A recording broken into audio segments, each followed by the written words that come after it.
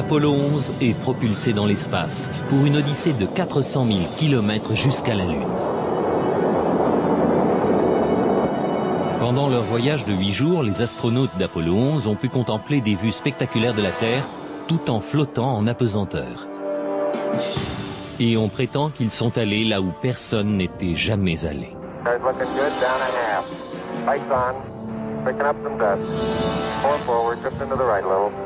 Contact light. Okay, engine stop. We copy you down, Eagle. Listen, Tranquility Base here. The Eagle has landed. Pourtant, se sont-ils vraiment posés sur la Lune? La plupart d'entre nous le croient. Des millions de personnes ont vu à la télévision le module lunaire se poser et entendu prononcer ces paroles inoubliables. That's one small step for man, one giant leap for mankind.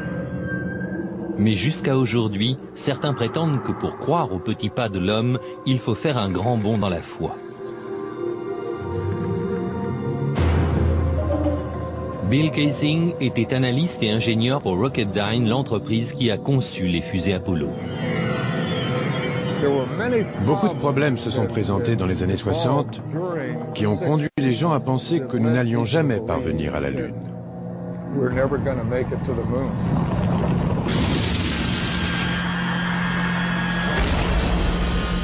Il y a 30 ans, Bill Kaysing regardait avec le reste du monde Apollo se poser sur la Lune.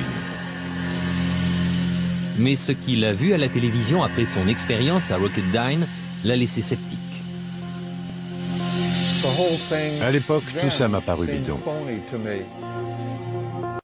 Je pense qu'intuitivement, je savais que ce qu'on nous montrait n'était pas vrai. En étudiant les images de plus près, il fut choqué de trouver plusieurs invraisemblances. Kaysing remarqua que malgré la clarté de l'espace, les étoiles faisaient défaut dans le noir ciel lunaire. Il a vu le drapeau américain flotter, alors qu'il n'y a pas d'air sur la Lune. Et il a découvert qu'il n'y avait pas de cratère sous la capsule lunaire, là où le puissant réacteur aurait dû brûler le sol. Ces preuves ont convaincu Kaysing qu'aucun homme n'avait jamais mis le pied sur la Lune. Mais la NASA réfute ces accusations. Il y aura toujours des gens pour croire aux théories les plus saugrenues. Et l'idée que je ne sais comment nous aurions pu simuler une expédition lunaire est assez saugrenue. Aussi saugrenu que cela puisse paraître, on estime que pas moins de 20% des Américains pensent qu'on n'a jamais marché sur la Lune. Mais comment croire que l'un des plus grands moments de l'histoire de l'humanité est une imposture? La NASA a-t-elle vraiment pu tromper le monde entier? Selon un ancien astronaute, c'est tout à fait envisageable. Je ne peux pas être sûr à 100% que les hommes de la mission Apollo aient marché sur la Lune. Brian O'Leary était astronaute à la NASA dans les années 60 et il fut employé comme conseiller scientifique pendant les missions lunaires Apollo.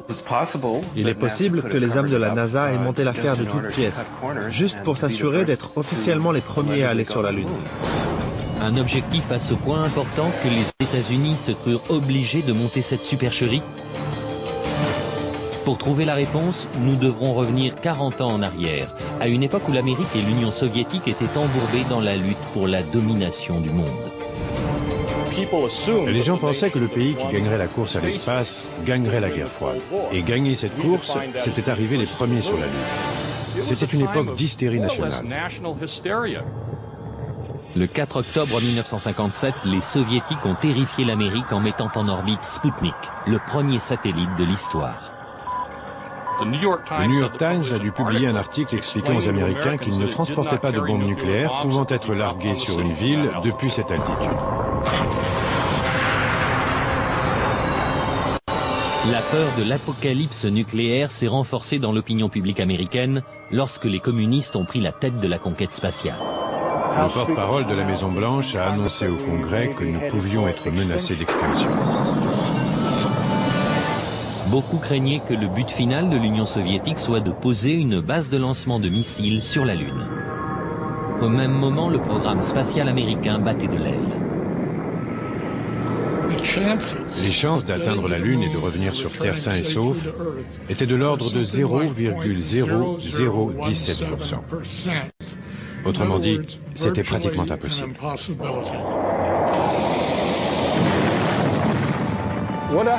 Ce qui s'est vraiment passé d'après moi, c'est que dans les années 60, on s'est dit, ce qu'on ne peut pas faire, on peut toujours le feindre. Mais si les missions Apollo étaient vraiment simulées, comment a-t-on pu mener à bien une pareille imposture? D'après Kaysing, le décollage de la fusée Saturne V a vraiment eu lieu, mais elle n'a jamais envoyé d'astronautes sur la Lune. Les astronautes sont partis avec Saturne V. Ensuite, et cela explique leur disparition, ils sont juste restés en orbite autour de la Terre pendant 8 jours. Et pendant ce temps-là, on a montré ces images truquées d'astronautes sur la Lune. Mais le 8e jour, la capsule de commande s'est séparée du véhicule et a atterri, comme on a bien sûr pu le voir en images.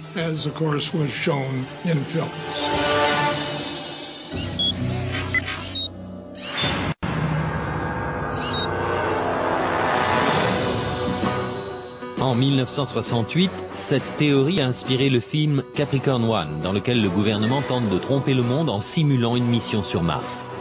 We do not claim this planet in the name of America.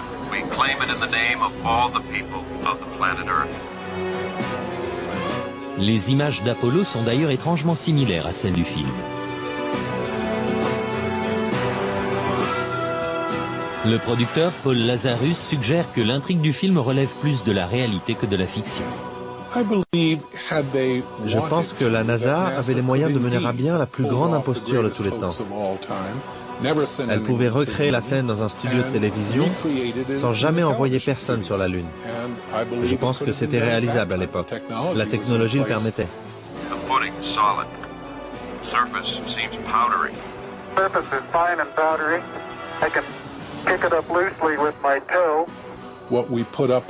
Dans le film, on a fait ce qu'on a pu avec seulement 4 800 000 $. Mais selon Kaysing, avec ses 40 milliards de dollars de budget, la NASA avait les moyens de monter un canular. Je crois que l'État et la NASA ont simulé l'alunissage tout simplement parce qu'il était techniquement impossible d'y parvenir. Et ils ont dû trouver une solution de rechange pour l'opinion publique.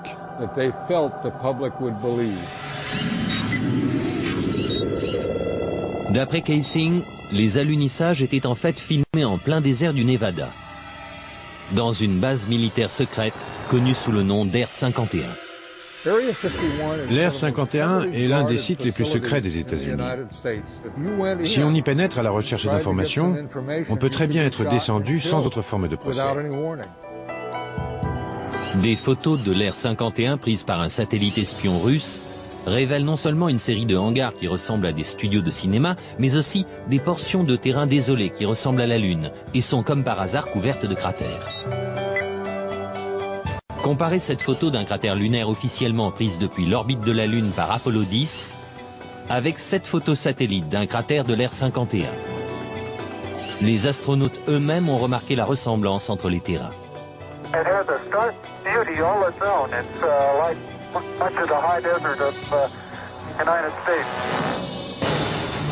Est-ce qu'on a vraiment pu faire croire à des milliards de personnes que le désert du Nevada était la Lune?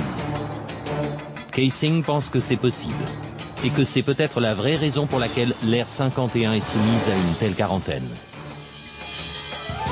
C'est une base très secrète et pour cause. Sans l'ombre d'un doute, les décors lunaires sont encore là. Et s'ils y sont, on n'est pas prêt de pouvoir y jeter un coup d'œil. Dans la suite de ce programme, si le module lunaire s'est posé avec une poussée de 5000 kg, comment se fait-il que l'explosion n'ait pas donné naissance à un cratère? Cette empreinte de pied a-t-elle bien été faite sur la Lune? 10 astronautes sont morts dans d'étranges circonstances. Jusqu'où étaient prêts à aller ceux qui ont organisé cette imposture? On nous a dit que le 20 juillet 1969, le module d'excursion lunaire, le LEM, emmena des astronautes jusqu'à la surface de la Lune. Mais ne s'agissait-il pas plutôt d'une maquette déposée par des câbles sur un plateau de cinéma? Selon Bill Kaysing, cela pourrait expliquer l'absence de bruit de moteur dans les documents officiels de la NASA.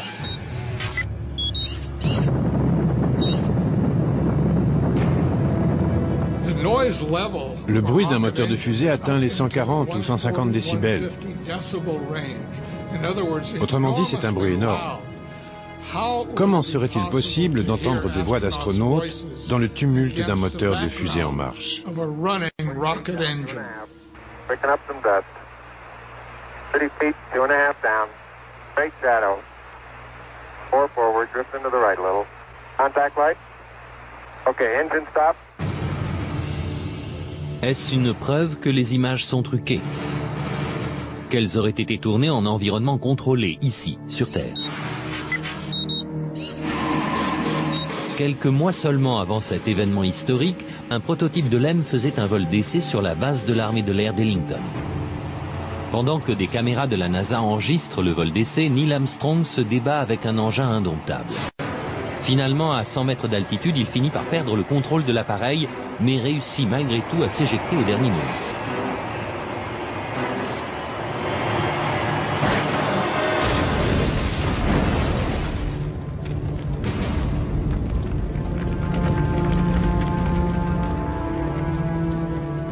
Le module était déjà instable et difficile à piloter dans un environnement terrestre familier.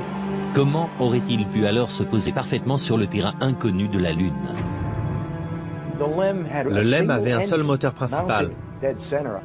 Et à part ça, il était muni d'un petit réacteur de propulsion et de 2 ou 3 petits réacteurs de poussée au-dessus. Les astronautes étaient censés contrôler l'altitude pendant la descente. Eh bien, je vais vous dire un secret. Si quelqu'un avait bougé d'un poil dans la cabine, ça aurait affecté l'équilibre des poids. Et elle se serait mise à basculer et à tourner sur elle-même.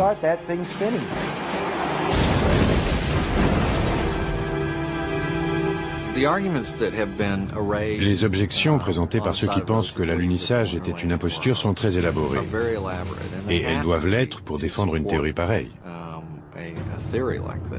Mais il y a une preuve qui reste irréfutable. Sur la surface de la Lune, il y a toujours des empreintes de pas, des empreintes de bottes. Mais les tenants de la théorie du complot affirment que même ces empreintes sont douteuses. The surface appears to be very fine-grained as you get close to it. It's almost like a powder. Avoir à la fois un moteur aussi puissant qui balaye toute la poussière à la surface de la Lune et des empreintes de pas autour du module lunaire, pour moi, c'est une impossibilité. L'une après l'autre, les photos révèlent que la surface lunaire autour du LEM est couverte de traces de pas. Mais Kaysing dit qu'il y a quelque chose d'encore plus difficile à expliquer.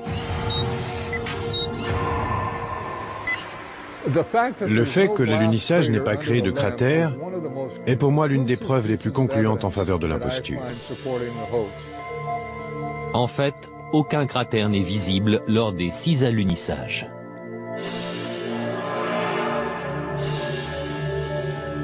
Mais Paul Fjeld, spécialiste en LEM, dit pouvoir nous expliquer pourquoi le module lunaire n'a pas créé de cratère en se posant sur la Lune. La force émise par les réacteurs lors de la descente est environ de 700 à 1000 kg. Ça fait seulement voler de la poussière, ça ne fait rien brûler. Et pourtant, même les illustrations scientifiques de la NASA montrent clairement un cratère sous le module. Et puis il y a encore une chose. S'il s'était vraiment posé sur la Lune, cette poussière serait ensuite retombée. Or, on n'observe pas la moindre trace de poussière sur les pieds du module lunaire. Cela seul a suffi à me faire penser que ce que je voyais ne pouvait pas être un module qui s'était posé sur la Lune. Le LEM n'était-il qu'un prototype installé sur un décor de cinéma? L'empreinte qu'Armstrong a laissée en disant « un petit pas pour l'homme, un grand bond pour l'humanité » a très bien pu être faite sur l'Air 51.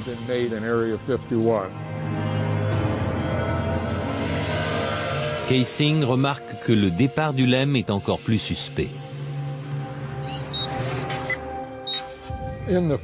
Dans les images de la phase d'ascension, on ne voit pas la traînée de fumée qui devrait sortir du réacteur.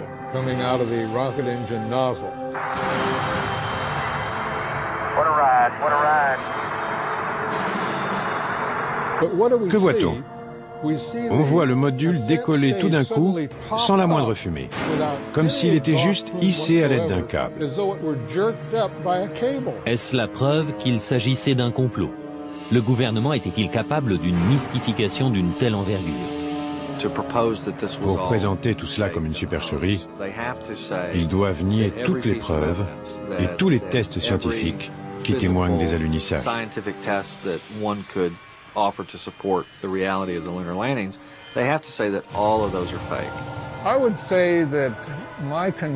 Ma conviction qu'Apollo était une imposture ne se basait pas sur une preuve en particulier, c'était tout un ensemble.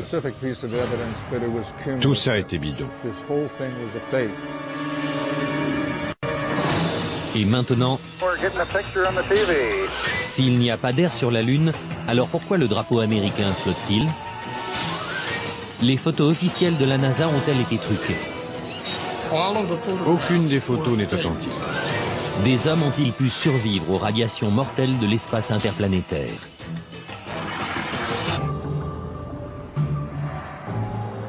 Si les alunissages ont vraiment été filmés dans un studio de cinéma, alors où sont les preuves? D'après David Percy, réalisateur et photographe de renom, la preuve est dans les photos et les films de la NASA elle-même. Nos recherches tentent à montrer que les images des missions Apollo ne sont ni authentiques ni justes. Pour nous, les images d'Apollo sont truquées. Elles sont remplies d'invraisemblances et d'anomalies. Selon Percy, l'examen de ces images conduit à penser que l'homme n'est pas du tout allé sur la Lune.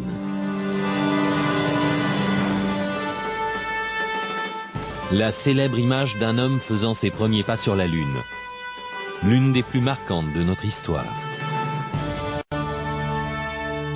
Mais pourquoi des images d'une telle importance sont-elles si floues et difficiles à voir?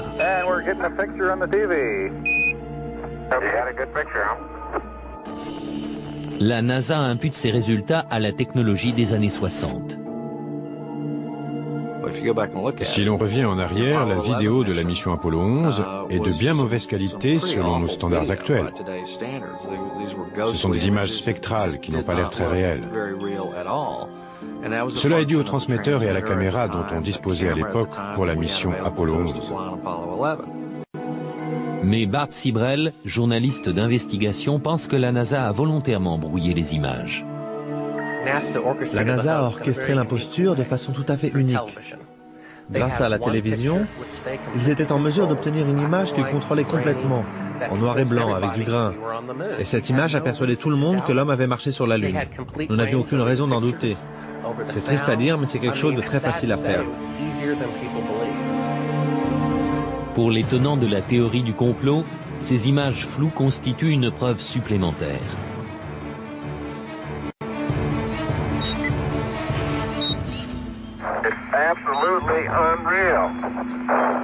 Apparemment, les astronautes se déplacent dans la pesanteur lunaire, qui est 6 fois plus faible que celle de la Terre.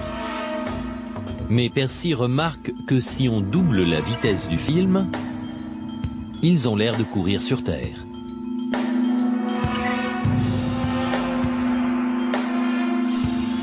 Même chose avec le patrouilleur lunaire. En accéléré, on dirait qu'il se déplace sur Terre. Mais une autre question est particulièrement troublante.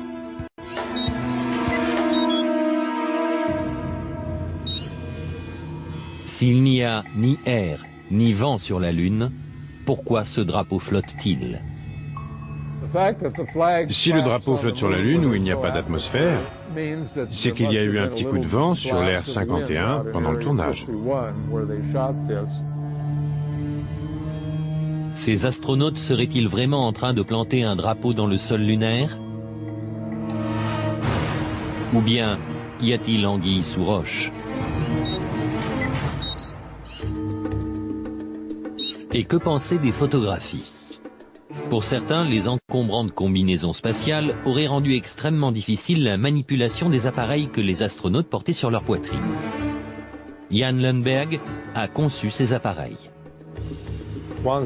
Une fois sur la surface lunaire, en tenue et avec l'équipement de survie, ils ne pouvaient pas voir les appareils. Ils ne pouvaient pas pencher leur tête assez bas. Ils n'avaient pas de viseur. Ils devaient viser en déplaçant leur corps.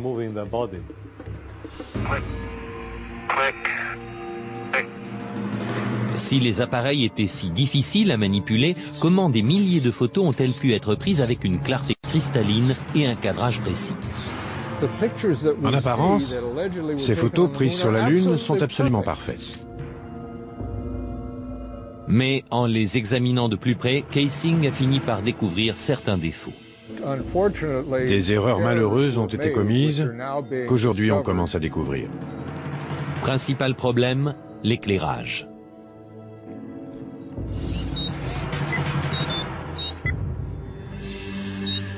Sur la Lune, la seule source de lumière pour les astronautes était le Soleil. Ils n'avaient pas d'éclairage supplémentaire, pas de flash, rien de ce genre. Et pourtant, dans cette photo prise par Apollo 14, les ombres sont projetées dans des directions différentes, suggérant plusieurs sources de lumière. Les ombres des rochers au premier plan auraient dû s'étendre d'est en ouest, comme l'ombre du Lem. Dans cette photo prise par Apollo 17, les ombres s'étendent aussi dans des directions différentes. Normalement, dans la lumière du soleil, les ombres sont toujours parallèles les unes aux autres. Elles ne se coupent jamais. Les partisans de la thèse du complot disent que ce ne sont pas seulement les ombres qui révèlent l'utilisation de lumières artificielles, mais aussi ce qui a été photographié dans les ombres. Prenons un exemple. Voici un astronaute qui descend dans l'ombre imposante du module lunaire. Et pourtant, son corps entier est toujours visible. Comment se fait-il qu'il ne soit pas drapé d'obscurité? Voici la même manœuvre lors d'une autre mission Apollo. Ici aussi, l'astronaute est fortement éclairé dans ce qui est de toute évidence une ombre obscure. Et dans cette image-ci, le soleil est juste derrière l'astronaute, le contour de sa silhouette devrait être imprécis, et pourtant on reconnaît les moindres détails de son costume. On dirait qu'il est sous un projecteur. Je ne peux pas l'expliquer. Ça m'échappe. Et pour finir, dans cette image où le soleil est derrière le module lunaire, l'avant du vaisseau est clairement visible. Les mots « United States » sont clairs et nets. Comment ces images à contre-jour peuvent-elles être si précises? Parce qu'il y a plus d'une source de lumière, ce qui veut dire qu'ils ne sont pas sur la Lune. Mais la NASA réfute tous ces arguments. On conteste beaucoup l'authenticité des photos prises par Apollo. Et les objections sont si nombreuses que ce serait une vraie perte de temps de répondre à chacune d'entre elles. Mais ce n'est pas tout. Pourquoi certaines de ces images, prises à des moments différents et en des endroits différents, présentent-elles un arrière-plan identique? Ces deux photos semblent avoir les mêmes montagnes pour toile de fond. Et pourtant, le module lunaire n'est présent que sur l'une d'entre elles. Ce qui est tout simplement impossible puisque le LEM ne s'est jamais déplacé et que sa base est restée sur la Lune.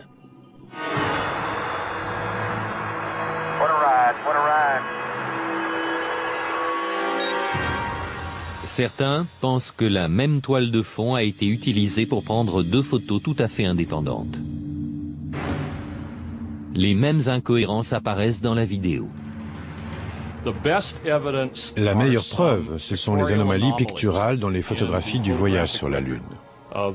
Dans l'une des photos d'Apollo 16, on a la même vue de la même colline à 2 jours d'intervalle.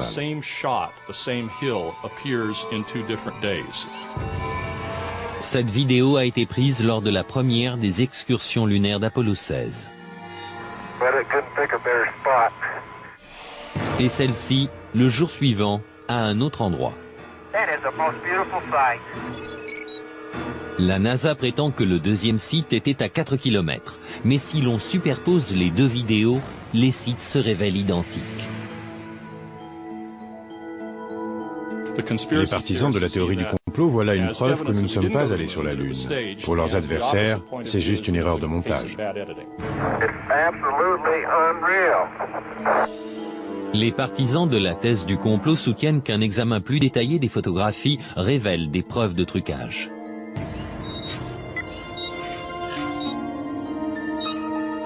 Des croix étaient gravées dans les appareils photo, afin de repérer le haut de chaque image. Mais dans cette photo, le repère est derrière le patrouilleur lunaire. C'est impossible. Ça ne peut être que le résultat d'une manipulation technique. Et sur cette photo d'Apollo 11, le matériel au premier plan recouvre la croix. Ici, c'est le drapeau américain qui couvre l'une des branches. Et l'astronaute couvre l'autre. Questionné sur ces photos et vidéos douteuses, la NASA nie en bloc les accusations. Il y a toutes sortes d'accusations, des plus sophistiquées aux plus ingénues. Il y a des arguments qui sont optiquement faux, physiquement faux, scientifiquement faux, historiquement faux. Il y a beaucoup d'âneries là-dedans. Mais quoi qu'en dise la NASA, les partisans de la théorie du complot maintiennent qu'Apollo était une supercherie. Après avoir regardé toutes les photos et tous les films, je suis absolument convaincu que nous ne sommes pas allés sur la Lune. Je suis prêt à jouer ma vie là-dessus. Et maintenant, la tragédie frappe le projet Apollo. Le projet pouvait être tué dans l'œuf. 3 astronautes sont morts dans une simulation de vol, mais était-ce un accident? Il allait sonner la fin de tout le projet. Les astronautes pouvaient-ils survivre à un voyage à travers l'espace interplanétaire? Avant même d'être à mi-chemin de la Lune, ils auraient reçu une dose de radiation mortelle.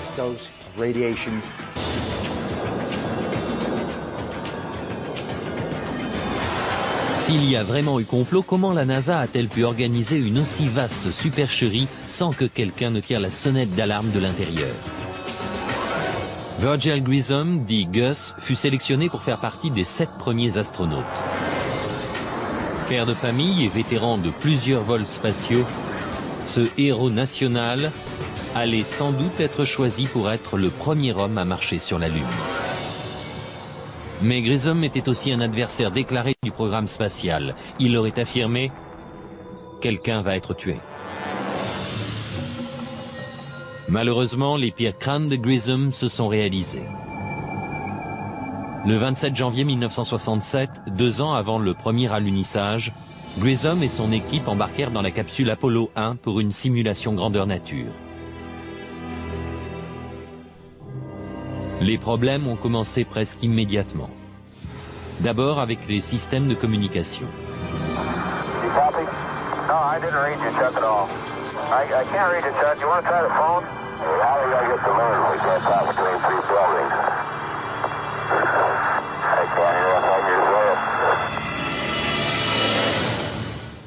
Tout d'un coup, la capsule s'enflamme avec les astronautes enfermés à l'intérieur.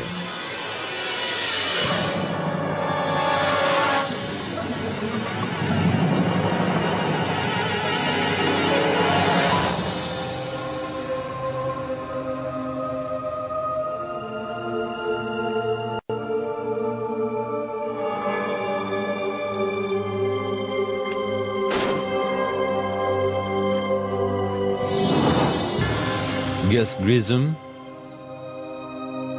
Ed White et Roger Chaffee ont perdu la vie avant même de quitter la rampe de lancement.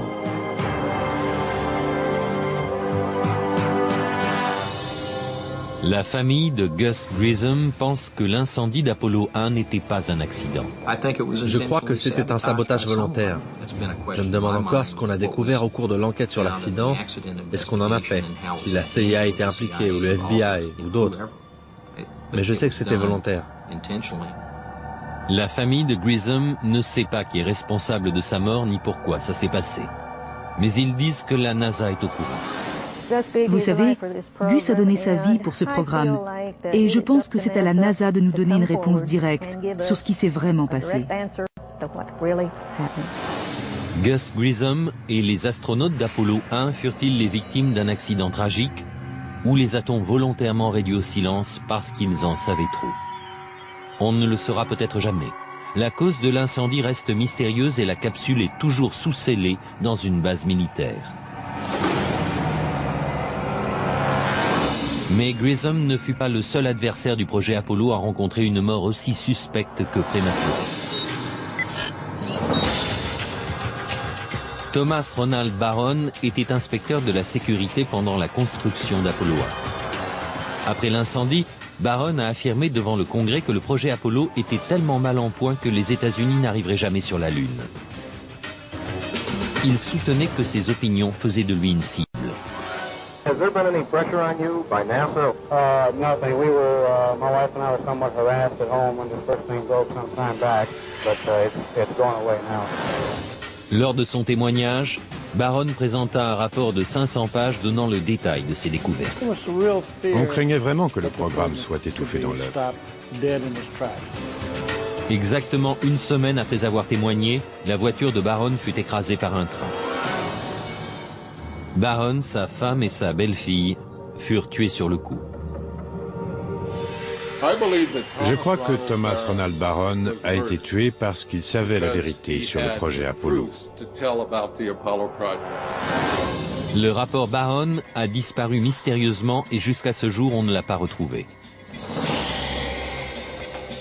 Mais le projet Apollo n'a pas cessé, ni les morts prématurées.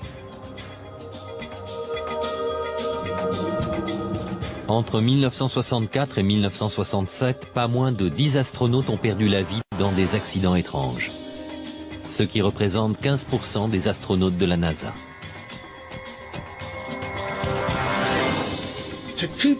Pour garder un secret bien protégé, on doit éliminer toutes les personnes qui sont capables de le révéler. Le gouvernement aurait-il pu aller si loin et mettre au point une imposture aussi élaborée? Selon la NASA, c'est impossible.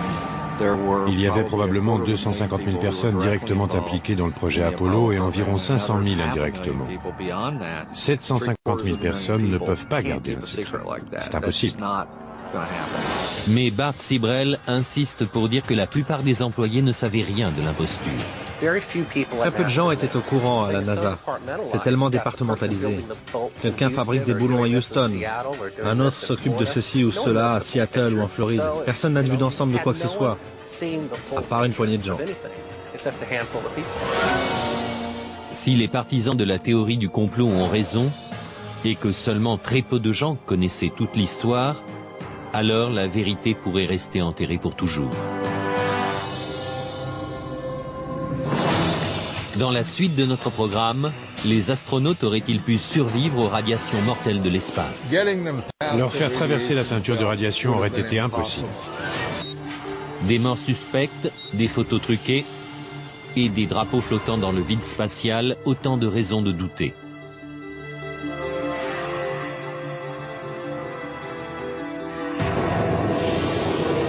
Mais certains pensent aussi que les astronautes n'auraient jamais survécu au voyage.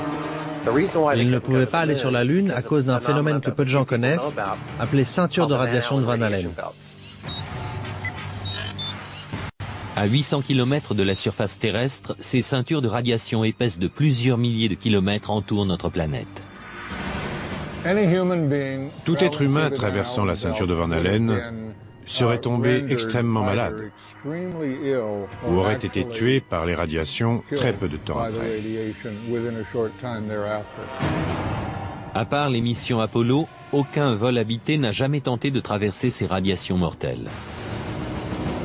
Toutes les missions habitées de l'histoire, Gemini, Mercury, Skylab, sont restées en dessous de la ceinture de radiation, à part celles qui sont allées sur la Lune. D'après le physicien Ralph Reney, pour protéger les astronautes, la capsule aurait eu besoin d'un revêtement de plomb de 2 mètres d'épaisseur. Leur seule protection était une coque externe en aluminium, fine comme du papier, et leur combinaison faite en fibres de verre, d'aluminium et de silicone. En ce qui concerne les radiations, il est très intéressant de noter que les astronautes n'étaient protégés que d'un film d'aluminium très fin, alors que sur Terre, on nous recouvre d'un bouclier de plomb pour une radio des dents. Mais pour certains, même en ayant échappé à la ceinture de Van Allen, les astronautes auraient fini par être tués par des doses plus fortes encore rencontrées plus loin dans l'espace. En effet, des explosions violentes à la surface du Soleil, les orages magnétiques, remplissent l'espace d'une radioactivité intense. Un orage magnétique peut multiplier l'intensité des ceintures de radiation par 1000. D'après René, la mission Apollo 16 coïncide avec l'un des plus intenses orages jamais observés sur le Soleil. Une immense éruption a fait le tour du Soleil, la plus grande éruption du XXe siècle. Elle ne s'est pas arrêtée pendant 3 ou 4 jours, parcourant lentement toute sa surface. Bien que les effets des radiations soient terrifiants, la perte de cheveux, le cancer, les éruptions solaires n'ont fait aucun mal à l'équipage d'Apollo 16.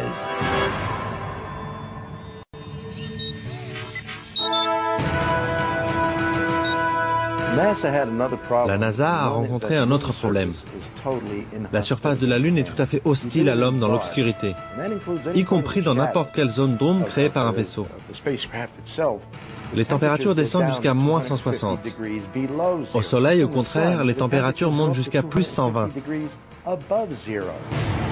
René affirme aussi que ces tenues spatiales avec un liquide de refroidissement intégré ne pouvaient pas protéger de la chaleur intense et des radiations. Mais la NASA rejette cet argument. La thèse qui prétend que les radiations sur la surface lunaire auraient dû atteindre les astronautes est infondée scientifiquement. C'est aussi une mauvaise compréhension des protections qu'offrait leur équipement. Les costumes spatiaux qu'ils portaient étaient incroyablement résistants à beaucoup de choses.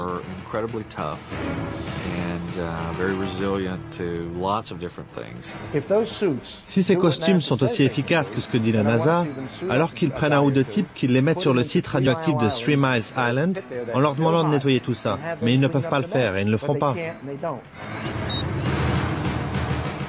Aucun des astronautes d'Apollo n'a jamais été atteint d'une maladie grave à la suite d'un voyage sur la Lune. Parce qu'ils n'ont jamais quitté l'atmosphère terrestre? C'est la principale raison pour laquelle les Russes n'ont jamais vraiment voulu envoyer des hommes sur la Lune. Était-ce la peur des radiations mortelles qui poussa les Russes à abandonner leur projet de voyage sur la Lune? D'après l'un de leurs principaux cosmonautes, ce facteur fut déterminant. Bien sûr, nous étions inquiets à l'idée de nous jeter dans l'inconnu de l'espace. Bien sûr, nous avions peur. Nous n'avions aucune idée des effets possibles de ces radiations sur l'être humain. Nous imaginions même qu'elles pouvaient pénétrer le vaisseau spatial lui-même.